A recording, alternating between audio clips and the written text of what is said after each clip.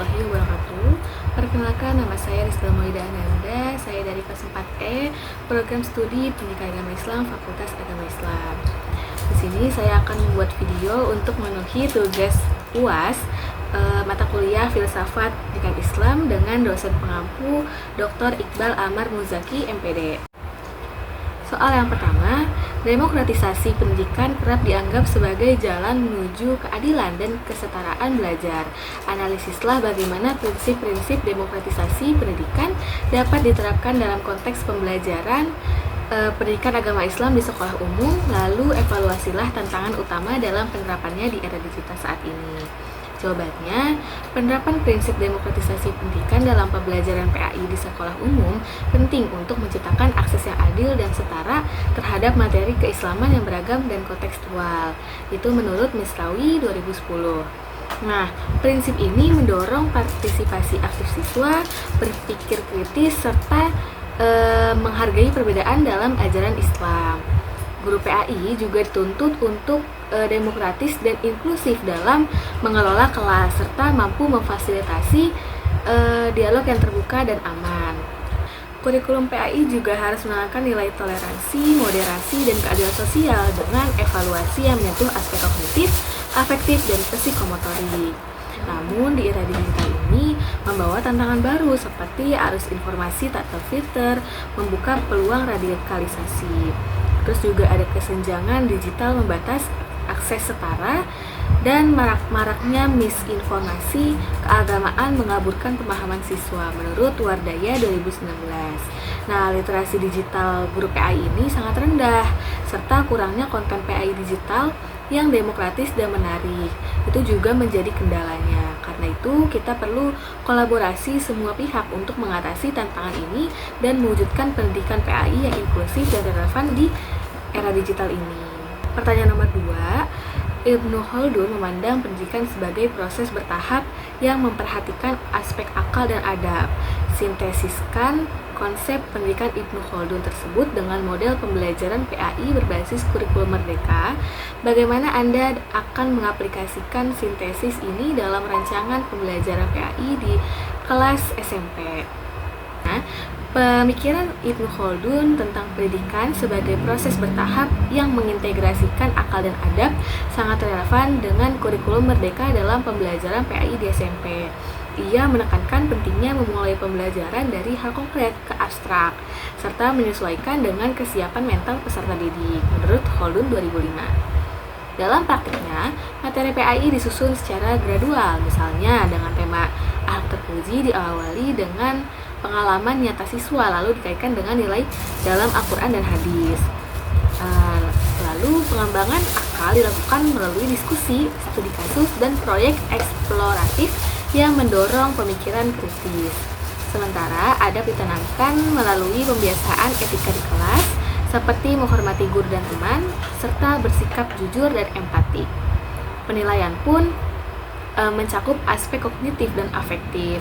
Prinsip pembelajaran berdiferensiasi ini diterapkan dengan menyesuaikan metode dan media belajar dengan gaya belajar siswa, misalnya video untuk siswa visual atau podcast untuk auditori.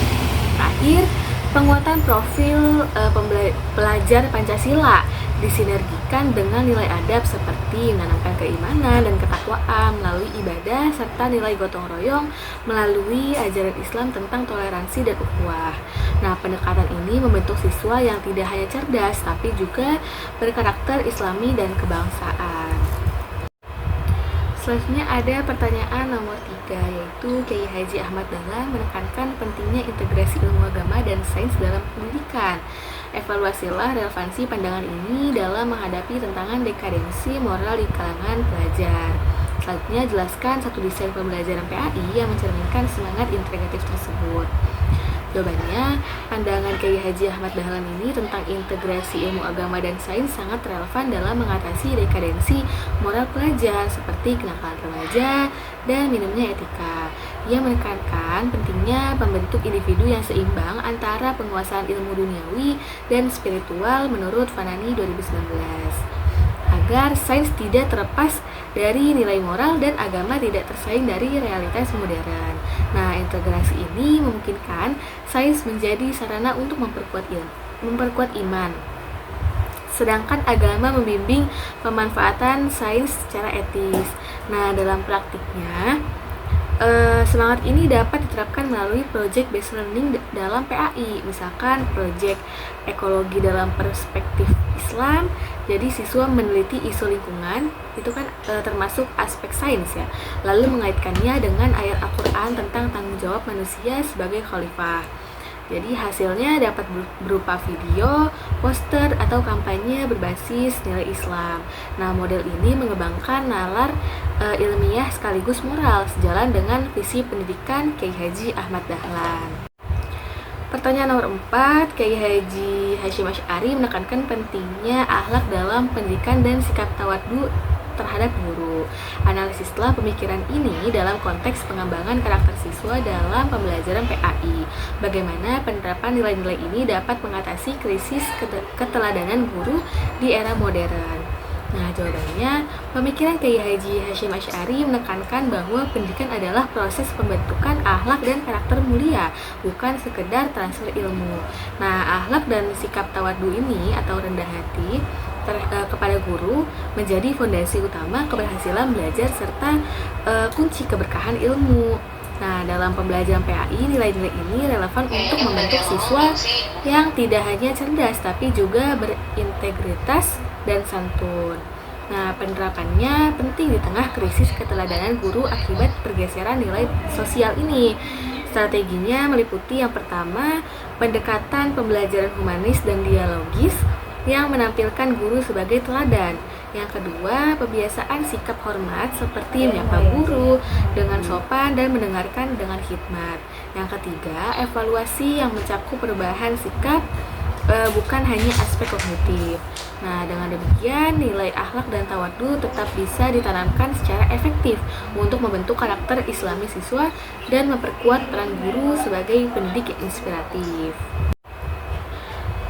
Pertanyaan nomor 5, Ahmad Hasan dari Persatuan Islam atau Persis menekankan pentingnya purifikasi ajaran Islam melalui pendidikan yang berbasis pada Al-Quran dan Hadis. Analisislah pemikiran ini dalam konteks kurikulum pendidikan agama Islam saat ini. Apakah pemikiran tersebut lebih mendukung konservatisme atau reformisme dalam pendidikan? Jawabannya, Ahmad Hasan dari Persatuan Islam atau Persis menekankan pentingnya purifikasi ajaran Islam melalui pendidikan yang berbasis pada Al-Quran dan Hadis. Nah, pemikiran ini bertujuan mengembalikan umat Islam kepada sumber otentik ajaran dan membersihkan dari praktik-praktik yang dianggap bid'ah, tahayul, dan khurafat, serta mendorong pemikiran kritis atau ijtihad. Nah, dalam konteks kurikulum PAI, saat ini pandangan Ahmad Hasan relevan dalam mendorong pemahaman agama yang mendalam dan mendasar, menjauhkan siswa dari doktrin yang menyimpang atau mitos yang tidak memiliki landasan kuat dalam Islam. Nah, kurikulum PAI kontemporer terutama dalam mengadopsi pendekatan holistik dan tematik dapat memanfaatkan semangat purifikasi ini untuk menajamkan fokus pada substansi ajaran, sembari tetap membuka ruang untuk relevansi kontekstual. Nah, mengenai apakah pemikiran ini lebih mendukung konservatisme atau reformisme dalam pendidikan, Ahmad Hasan secara fundamental adalah seorang reformis. Nah, argumentasinya didasarkan pada penolakannya terhadap taklid dan penekanannya pada ijtihad langsung dari Al-Quran dan Hadis menurut Hasan tahun 1986. Nah, meskipun penekanan pada kembali kepada sumber sering diasosiasikan dengan konservatisme, bagi Ahmad Hasan ini adalah jalan menuju pembaruan dan kemajuan.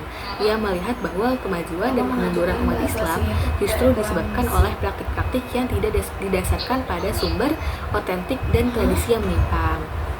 Oleh karena itu, purifikasi ajarannya adalah langkah reformis untuk membebaskan umat dari belenggu tradisi yang dianggap statis dan mendorong mereka untuk berpikir secara rasional dan sesuai dengan semangat Islam yang dibangun. Nah, pendekatan ini mendukung reformisme karena ia mendorong dekonstruksi pemahaman lama yang dianggap tidak sesuai demi membangun pemahaman baru yang lebih otentik dan relevan dengan tantangan zaman. Pertanyaan keenam, ontologi, epistemologi, dan aksiologi merupakan 3 pilar dalam filsafat pendidikan Islam. Buatlah sintesis hubungan antara ketiganya, lalu analisis bagaimana ketiganya dapat digunakan sebagai landasan dalam menyusun visi dan misi program studi pendidikan agama Islam. Ontologi, epistemologi, dan aksiologi merupakan 3 pilar utama dalam filsafat pendidikan Islam yang saling melengkapi. Ontologi membahas hakikat realitas, Tuhan, alam, dan manusia sebagai khalifah yang membentuk pandangan dunia Islam. Epistemologi menjelaskan cara memperoleh pengetahuan melalui wahyu, akal, dan pengalaman. Dan aksiologi berfokus pada tujuan pendidikan, yaitu membentuk insan kamil yang berakhlak mulia, membawa maslahat, dan meraih kebahagiaan dunia dan akhirat. Ketiganya membentuk sintesis bahwa ontologi menetapkan apa yang perlu diketahui, epistemologi bagaimana mengetahuinya, dan aksiologi mengapa itu penting dalam kerangka tauhid. Pilar-pilar ini dapat menjadi dasar penyusunan visi dan misi program studi PAI.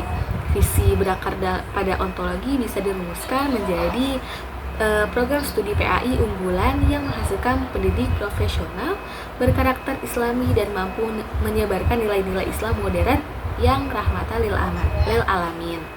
Sementara itu, visi diturunkan dari epistemologi dan aksiologi antara lain.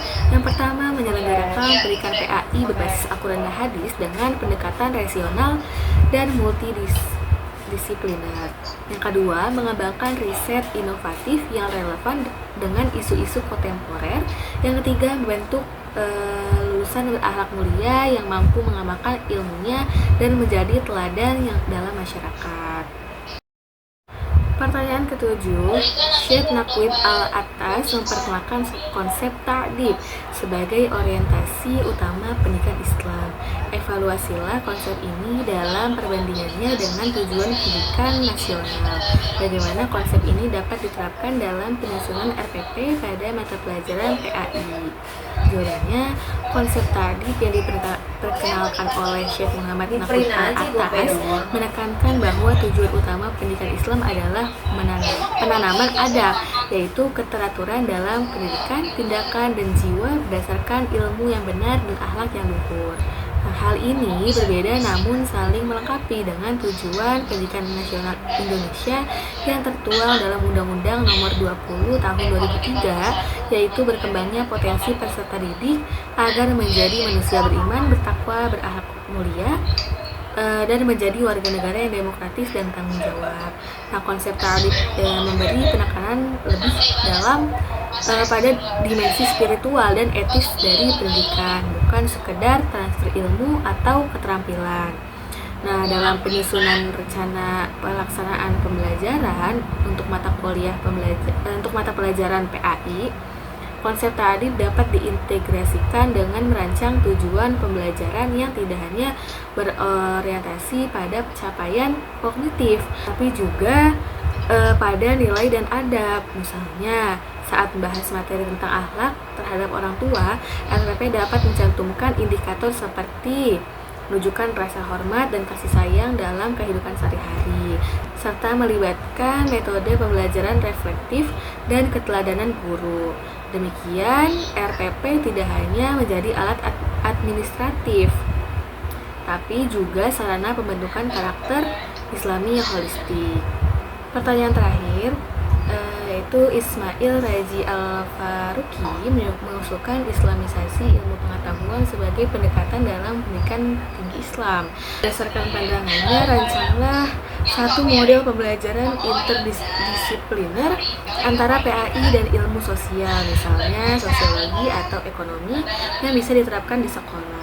Jawabannya, Ismail Raji Al-Faruqi menggagas konsep Islamisasi ilmu sebagai upaya menyatukan wahyu dan akal dalam kerangka tauhid, sehingga ilmu modern tidak terlepas dari nilai-nilai Islam. Menurut Al-Faruqi, setahun 1982. Nah, berdasarkan pandangan ini, model pembelajaran interdisipliner antara PAI dan ilmu sosial seperti sosiologi dapat dirancang dengan tema akhlak sosial dan struktur masyarakat Islami. Dalam model ini, siswa diajak menganalisis fenomena sosial seperti kemiskinan, kenakalan remaja atau solidaritas sosial melalui perspektif Islam dan teori-teori sosiologi modern. Misalnya, siswa mempelajari konsep amar ma'ruf nahi munkar lalu mengaitkan dengan fungsi kontrol sosial dalam sosiologi. Metode yang digunakan dapat berupa studi kasus, diskusi kelompok, dan proyek sosial berbasis nilai keislaman. Pendekatan ini tidak hanya memperkaya pemahaman konseptual siswa, tapi juga membentuk kesadaran sosial yang religius dan aplikatif. Baik, cukup sekian dari saya. Kurang lebihnya mohon maaf. Wabillahi taufiq wal hidayah. Wassalamualaikum warahmatullahi wabarakatuh.